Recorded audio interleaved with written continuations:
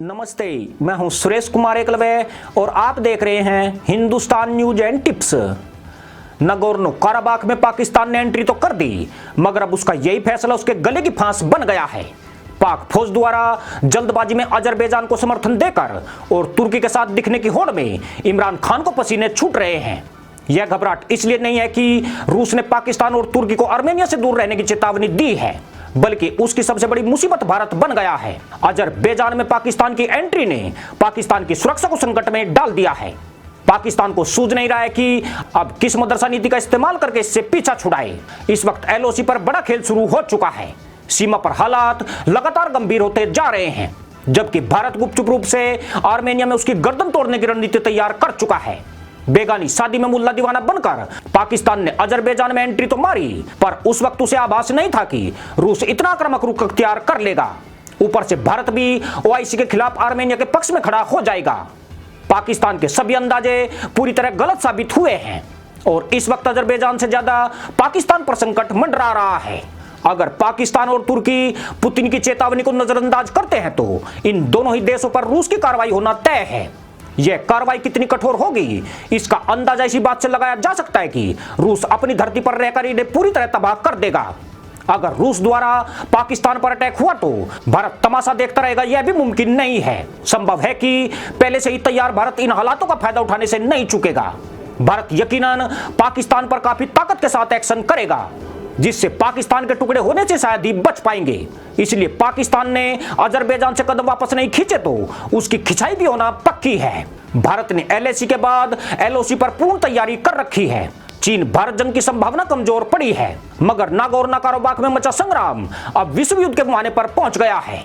यह होने वाला बड़ा संघर्ष यकीनन भारत के लिए फायदा का सौदा होगा, क्योंकि इसमें पाकिस्तान के घुसने से भारत की चारों उंगलियां घी में आ गई है। मजे की बात यह है कि पाकिस्तान ने दोनों देशों को शांति की अपील करने की बजाय सीधे सीधे इस लड़ाई में अजरबैजान के समर्थन में एंट्री मारी है। इसलिए उसके द्वारा यहां से बचकर निकलना भी आसान नहीं रहा है। रूस द्वारा भी सीधे सीधे तुर्की और पाकिस्तान का नाम लेकर आगाह किया गया है। उससे भी खास बात यह है कि नाटो के सदस्य देश भी दो फाड़ हो रहे हैं। ऐसे में तुर्की नाटो देशों में अलग थलग पड़ रहा है। यानी पाकिस्तान की वह चाल नाकाम हो चुकी है, जिसमें उसका अंदाजा यही था कि तुर्की के बहाने में नाटो के साथ मिलकर आर्मेनिया के खिलाफ जंग लड़ सकेगा। चौंकाने वाली बात यह है कि अजरबैजान के लिए मुल्ला देश फंडिंग तो कर रहे हैं, पर हर कोई खुलकर अजरबैजान का समर्थन करता नहीं दिखता है। इसका साफ मतलब यही है कि इस कायर मदरसा कौम में रूस, फ्रांस और अमेरिका का भय पूरी तरह व्याप्त है। ऊपर से इस लड़ाई के ईसाई बनाम इस्लाम होने से इन्हें अपना काम तमाम होने का डर भी है। पर पाकिस्तान और तुर्की चुपचाप ऐसा नहीं कर सके और नतीजा यह हुआ कि वह रूस समेत पश्चिमी देशों की आंखों में कांटे की तरह चुभ रहे हैं। भारत ने इस मुद्दे पर एक जिम्मेदार देश का परिचय दिया है। वह आर्मेनिया के साथ खड़ा है, मगर दोनों ही देशों से शांति बरतने की अपील भी कर रहा है। भारत का वह अंदाजा सही साबित हुआ है, जिसमें यह जंग नाटो बनाम रूस की नहीं होने वाली है। फ्रांस का रूस के साथ आना और तुर्की को चेतावनी देना सब कुछ भारत के अनुमान के अनुसार ही हो रहा है। आर्मेनिया भी कहीं से भी कमजोर मुल्क नहीं है। पहाड़ियों से घिरे इस देश की अजरबैजान पर रणनीतिक बढ़त हासिल है। उसकी सेना भी अनुशासित सेनाओं में शुमार है।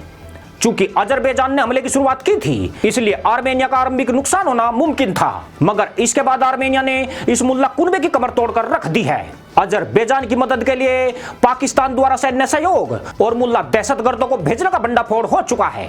पाकिस्तान द्वारा इसे नकारना भी मुश्किल है और मुल्ला मुल्क के साथ खड़े होने का तो वह ऐलान कर ही चुका है।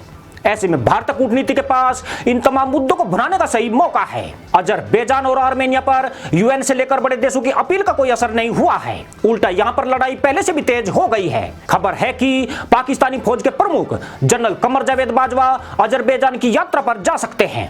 अगर बाजवा ऐसा कोई कदम उठाते हैं तो रूस का भड़कना पूरी तरह निश्चित है, क्योंकि इन हालातों में पाकिस्तान का ऐसा कोई दुस्साहस क्षेत्र में युद्ध की चिंगारी को और ज्यादा तेज करेगा। खुद आर्मेनिया के प्रधानमंत्री ने 2 दिन पहले ही रूसी राष्ट्रपति से मुलाकात की है। उन्होंने रूस को बताया कि इस लड़ाई में तुर्की, पाकिस्तान और सीरिया के खूंखार मुल्ला आर्मेनिया सेना पर हमले कर रहे हैं। यह मुलाकात इसलिए भी महत्वपूर्ण मानी जा रही है क्योंकि पुतिन ने 2 दिन पहले ही सिक्योरिटी काउंसिल की मीटिंग की है, जिसके बाद उन पर इस जंग में निर्णायक भूमिका निभाने का दबाव बढ़ गया है। चौंकाने वाली बात यह है कि दुनिया अभी भी रूस की प्रतिक्रिया पर दृष्टि बनाए हुए है। विशेषज्ञ आकलन कर रहे हैं कि अगर पुतिन की सेना जंग में उतरती है तो उसकी रणनीति क्या होगी, यानी रूस के अटैक केवल नागोर्नो कराबाख या अजरबैजान तक ही सीमित रहेंगे या फिर उसका दायरा ज्यादा व्यापक होगा।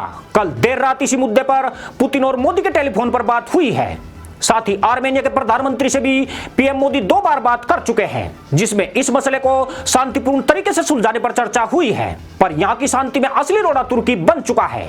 उसने आर्मेनिया को अजरबैजान के उन इलाकों को खाली करने की शर्त रख दी है जो 1991 से ही आर्मेनिया के अधिकार में है। नागोर्नो कराबाख के जिन इलाकों को तुर्की छोड़ने पर कह रहा है उन सभी पर आर्मेनियाई सेना का कब्जा रहा है और इन इलाकों की सुरक्षा व्यवस्था भी आर्मेनिया संभालता रहा है। अब अगर बकलौल पाकिस्तान मुल्लागिरी के जोश में आकर अजरबैजान में कूदा है तो उसे भी इसकी बड़ी कीमत चुकानी पड़ेगी। अजरबैजान के खिलाफ शक्तिशाली देशों के गठबंधन बनने की कवायद शुरू हो चुकी है। यह सब आगे बढ़े तो यहां मुल्लाओं का गिरगिट अवतार देखने को मिल सकता है, यानी सबसे पहले ओआईसी के मुल्ला इस लड़ाई से किनारा कर जाएंगे। उन हालातों में तुर्की और पाकिस्तान की तशरीफ पर हथौड़े बजना तय है। तुर्की तो यह मार कुछ हद तक सहन भी कर लेगा, मगर कंगना नल्ला पाकिस्तान तैमन झाड़ता ही नजर आएगा। भारत तो भीतर खाने प्रार्थना यही कर रहा है कि रूस फ्रांस इस जंग में भागीदार बन जाए। अमेरिका भी अजरबैजान के साथ नहीं जाने वाला है। ऐसे में यहां पर जितना बारूद बरसेगा वह भारत के पूरी तरह हित में होगा। भारत इस आंच में केवल हाथी नहीं सेक सकता है, बल्कि वह इस असुर संहार में महत्वपूर्ण रोल भी अदा कर सकता है। खास बात यह है कि चीन इस लफड़े से पूरी तरह दूरी बनाए हुए है और वह केवल तमाशा देखने वाले देशों में शामिल है, यानी तुर्की के चक्कर में आकर पाकिस्तान पूरी तरह सूली पर चढ़ चुका है। चौंकाने वाली बात यह है कि पाकिस्तान के रक्षा विशेषज्ञ अब अपनी इस सरकार के फैसलों पर उंगली उठा रहे हैं। इन लोगों का कहना है कि पाक सरकार ने अजरबैजान का खुलेआम समर्थन करके अपने पैर खुद कुल्हाड़ी मार ली है। उन्हें कहीं न कहीं भारत से सीखने की जरूरत है, जो बिना ढिंडोरा पीटे आर्मेनिया का समर्थन भी कर रहा है और तटस्थ भी बना हुआ है। पाकिस्तान को भी कहीं न कहीं ऐसे ही कदम उठाने की आवश्यकता थी, मगर उसने वैश्विक परिस्थितियों को नजरअंदाज करके जंग की शुरुआत में ही समर्थन का ऐलान कर दिया। इससे पाकिस्तान शक्तिशाली मुल्कों के निशाने पर तो आया ही है, अब उस पर आतंकियों की खुली मदद के आरोप भी और मजबूत हो जाएंगे। इसका मतलब यह है कि पाकिस्तान द्वारा अजरबैजान का समर्थन अब उसके जी का जंजाल बन गया है। उसे जरूर उम्मीद रही होगी कि अफगानिस्तान की भांति अमेरिका यहां भी इस जंग को रोकने में उसकी मदद मांगेगा, पर स्थिति जैसी बनी उसमें पाकिस्तान को लेने के देने पड़ गए हैं। पाकिस्तान का कोई भी आकलन कसौटी पर खरा नहीं उतर रहा है। ऐसे में रूस के साथ भारत की कार्रवाई का खतरा भी अब उस पर तेजी से बढ़ने लगा है, क्योंकि विश्व युद्ध का मतलब यही है कि इसकी अपनी कोई भी सीमा नहीं होती है।